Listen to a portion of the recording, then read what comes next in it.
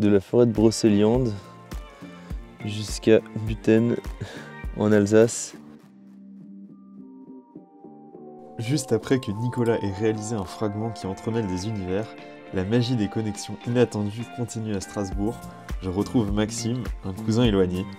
Bien que nous sommes de la même famille, nos chemins ne s'étaient croisés qu'une seule fois il y a bien longtemps lorsque nous avions à peine 2 ou 3 ans.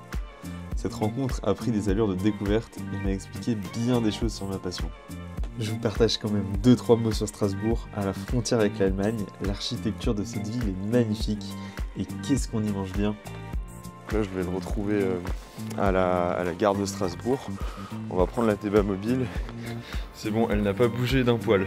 Et on se dirige à Buten, une petite commune à proximité de Sarre-Union, à la rencontre de Gilbert, mon grand-oncle alsacien. Je n'ai pas pu résister à faire un clin d'œil au copain alsacien Marc Obi, champion du monde en cartomagie. Qui adore jouer avec les chips. Généralement, il aime bien s'en prendre comme ça, en manger pendant ses numéros. Tu peux commencer, si j'irais faire un tour de magie chez vous, même s'il est pas là, Marco, je te fais des bisous. On pense à toi. Hein. Manger des chips. Parfois il y a des cartes. Ouais.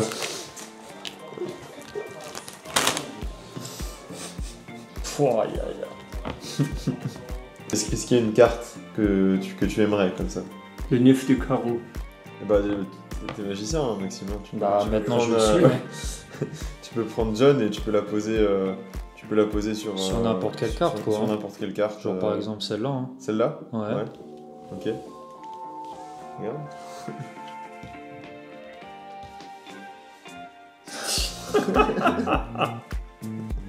Après avoir partagé toute l'histoire de l'Ateba Yannick à Maxime et l'avoir invité à découvrir les vidéos de chaque fragment, je lui ai proposé de terminer l'Ateba. Une reconnexion familiale, c'est un beau message de fin. Bah écoute, je vais choisir le blanc, un peu d'or quand même, et un bleu. Non bah écoute, moi le message que je vais laisser passer, plus par rapport à ce que j'ai vécu et tout ça, faut vraiment pas écouter les autres quoi. Si vraiment on a un truc en tête, faut qu'on est vraiment buté là-dessus, faut vraiment le faire quoi. Parce que si on passe son temps à écouter les autres, on va jamais rien faire. Après on n'aura que des regrets, on n'aura pas vécu ce qu'on veut vraiment vivre. Et puis voilà, ouais. Parce que je suis quand même quelqu'un d'assez réservé. Donc ouais, tout ce qui est même sortie et tout ça, à chaque fois je me dis vas-y, je vais pas y aller et tout ça. Au final, je dis oui. Mais tu vois, peut-être qu'une heure avant, je me dis ah, j'aurais dû refuser et tout ça. Au final, je fais le truc et je me dis bon, bah, heureusement que je l'ai fait du coup. Ça crée des bons souvenirs. Ouais, non, c'est vraiment pour toutes les personnes comme moi. Parce que je pense que je dois pas être le seul qui suis comme ça. Et ouais, vraiment foncer quoi. Bravo à toi de le partager déjà, parce que c'est pas facile. La passion, c'est quelque chose de famille. Maxime est aussi passionné par son travail, il est technicien à la SNCF. Tu le vois pas vraiment comme un travail, quoi. Tu le vois vraiment comme une passion et du coup tu passes peut-être trop de temps dessus. C'est quelque chose de famille, je pense. Ah bah justement, on en a parlait. Ça dans le sang.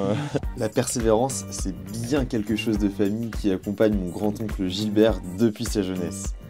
Malgré un grave accident où il a été projeté à plus de 16 mètres en scooter par une voiture, Gilbert a travaillé toute sa vie sans relâche comme débardeur forestier pour transporter le bois coupé par les bûcherons.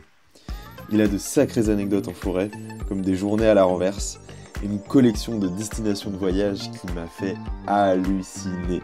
Ça s'est fait à l'école, tout le monde a commencé, alors on suit. Hein. Mais moi je suis, je pense, un des seuls qui le fait encore... Tu disais qu'en tout, t'estimais que t'en avais combien? Mais plus de 100 000, hein, c'est sûr, hein, avec tous les... Voilà. Non, c'est 3 kilos de timbre, papier, un truc. Là, il y a Angleterre aussi, ensuite il y a tous les pays mélangés, la France un peu, et là il y a Monaco, que j'ai déjà dans l'album. De la forêt de Brocéliande jusqu'à Buten en Alsace. C'est donc la fin de l'Ateba Yannick, ou plutôt le début. À l'heure où vous regardez cette vidéo, son histoire a été partagée des centaines de fois en France et à l'autre bout du monde.